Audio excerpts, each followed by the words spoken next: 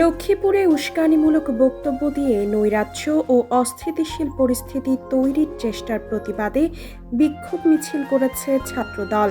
সোমবার ২৯ জুন বিকেলে লক্ষ্মীপুর সরকারি কলেজ ও পৌর ছাত্রদলের ব্যানারে এ আয়োজন করা হয়।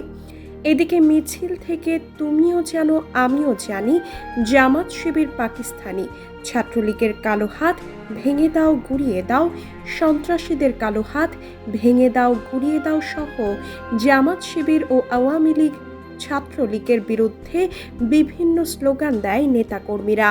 মিছিলটি উত্তর তেমোহনী থেকে শুরু হয়ে শহরের প্রধান প্রধান সড়ক প্রদক্ষিণ করে দক্ষিণ তেমোহনী গিয়ে সংক্ষিপ্ত সমাবেশে মিলিত হয়।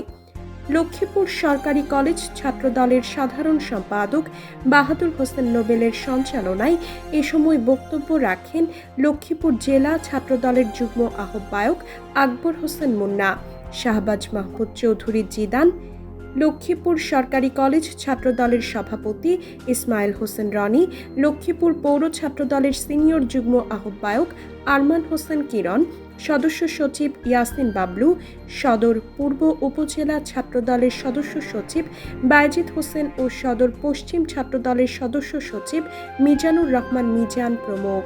বক্তারা বলেন, গুপ্ত সংগঠন শিবির নেতা বক্তব্য দিয়েছে বিএনপি নাকি মাদকের টাকায় চলে। তাদের হুঁশিয়ারি করে দিয়ে বলে দিতে চাই, বিএনপি নয়, জামাত শিবির চলে মাদকের টাকায়, টেন্ডারবাজির টাকায় ও সড়কের চাঁদাবাজির টাকায়। বিএনপির বিরুদ্ধে আর যদি কোনো মুখ দিয়ে মিথ্যাচার করা হয়, সেই মুখে তালা দিয়ে দেওয়া হবে।